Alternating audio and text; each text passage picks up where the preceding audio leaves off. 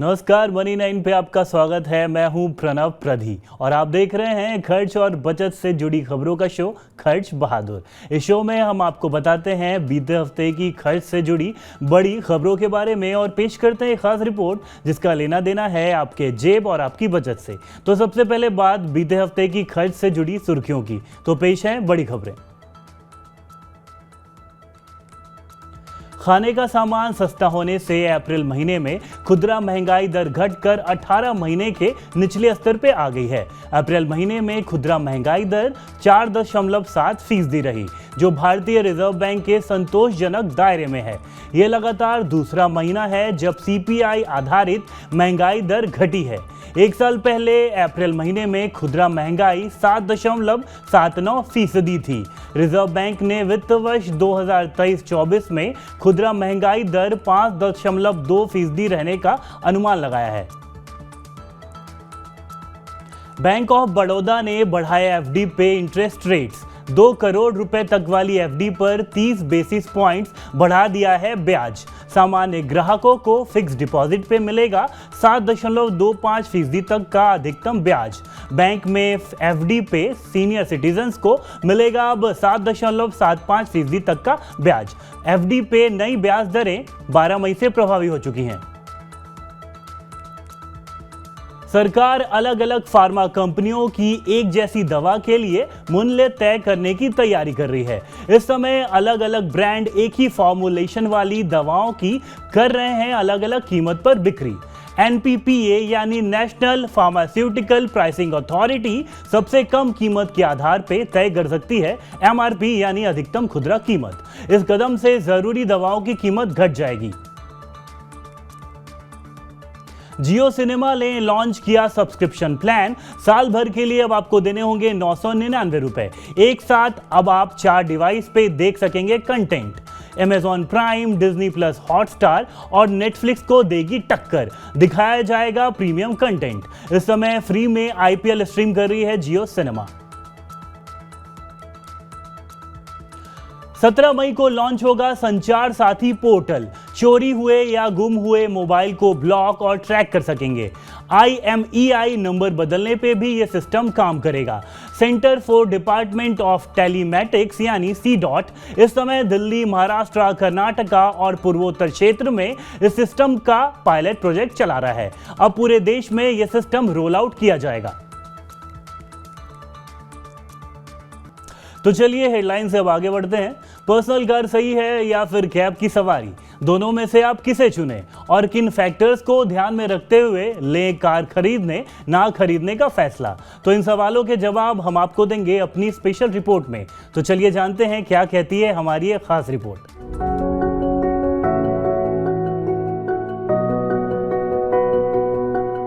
अब कार आपके गैरेज में भी है और आपके फोन में भी, यानी आपकी पर्सनल कार और ओला, उबर जैसे कैब एग्रीगेटर्स की कारें। लेकिन एक सवाल उठता है कि दोनों में से बेहतर क्या है। मतलब खुद की कार की सवारी करें या फिर कैब से चलें। दोनों में से आपकी जेब के लिए क्या ज्यादा किफायती है। वो क्या फैक्टर्स हैं जिन्हें ध्यान में रखते हुए ये फैसला लें कि कार खरीदना सही है या फिर कैब से सफर करना। कार खरीदने में सक्षम बहुत सारे लोग इस उलझन में फंसे हुए हैं। शायद आपकी भी ये उलझन हो। तो चलिए इस रिपोर्ट में इसी उलझन को दूर करने की कोशिश करते हैं। सबसे पहले 5 साल के लिहाज से एक कैलकुलेशन करते हैं। मान लीजिए आप 6 लाख रुपए की कोई डीजल कार खरीदते हैं। कार आपको करीब 15 किलोमीटर का माइलेज देगी और डीजल की कीमत इस समय दिल्ली में करीब 90 रुपए प्रति लीटर है। आप कार से ऑफिस आएंगे, जाएंगे, कभी कभार बाजार जाएंगे, दोस्तों रिश्तेदारों से मिलने जाएंगे। तो मान लेते हैं कि आप महीने में करीब 1500 लीटर का सफर तय करते हैं। ऐसे में 5 साल में गाड़ी चलाने का कुल खर्च करीब 5,40,000 रुपए बैठेगा। इसके बाद मेंटेनेंस का खर्च भी है। अगर आप सही से गाड़ी चलाते हैं तो मेंटेनेंस पर पूरे साल में 25,000 रुपए से ज्यादा का खर्च नहीं आना चाहिए। तो इस हिसाब से 5 साल में कुल खर्च करीब 1,25,000 आता है। और इसके अलावा इंश्योरेंस का खर्च भी जोड़ना होगा। नई कार के लिए अगर 15,000 रुपए का जीरो डेप इंश्योरेंस लेते हैं तो 5 साल में कुल खर्च बैठेगा 75,000 रुपए। अब चलिए कार पर होने वाले पूरे खर्चे को जोड़ लेते हैं। कार की कीमत प्लस फ्यूल का खर्च प्लस मेंटेनेंस का खर्च प्लस इंश्योरेंस पर 5 साल में होने वाला कुल खर्च इज इक्वल टू 5 साल में कार पर होने वाला कुल खर्च। तो 6 lakh plus 5,40,000 plus 1,25,000 plus 75,000 is equal to 13,40,000 रुपए। 5 साल बाद हो सकता है कि आप नई कार लेना चाहें, पुरानी कार को बेचेंगे, इसलिए हर साल 20% के डिप्रिसिएशन को ध्यान में रखें तो 5 साल बाद 6 लाख की कार की कीमत हो जाएगी करीब 2,60,000 रुपए। इतने में कार बेच दें तो आपका कुल खर्च घटकर हो जाएगा 13,40,000 रुपए माइनस 2,60,000 रुपए, यानी कि 10,80,000 रुपए। यानी 5 साल में आपने कार के सफर पर खर्च किए कुल 10,80,000 रुपए।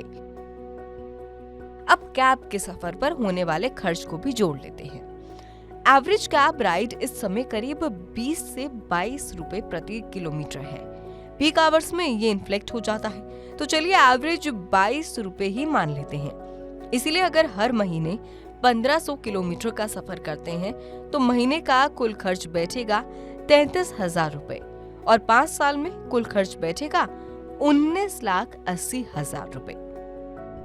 इन दोनों ही कैलकुलेशन में हमने 5 साल में बढ़ने वाली महंगाई दर को शामिल नहीं किया है। बढ़ती महंगाई के साथ एक तरफ कैब फेयर तो दूसरी तरफ fuel cost, insurance cost, maintenance cost सब बढ़ जाएंगे। इसीलिए हमने दोनों ही मामलों में महंगाई को शामिल नहीं किया ताकि बैलेंस बना रहे। तो एक बात तय है कि कॉस्ट के लिहाज से कैब महंगी है जबकि कार रखना सस्ता है। अब कुछ और भी फैक्टर्स हैं जो अहम हैं। कार और कैब दोनों के ही नफा नुकसान है, जैसे कि कार के साथ एक तरफ कंफर्ट है तो दूसरी तरफ पार्किंग, मेंटेनेंस पर खर्च आदि। वहीं कैब में जहां मेंटेनेंस और पार्किंग वगैरह की टेंशन नहीं है तो पर्सनल कार वाला कंफर्ट भी आपको नहीं मिलता है।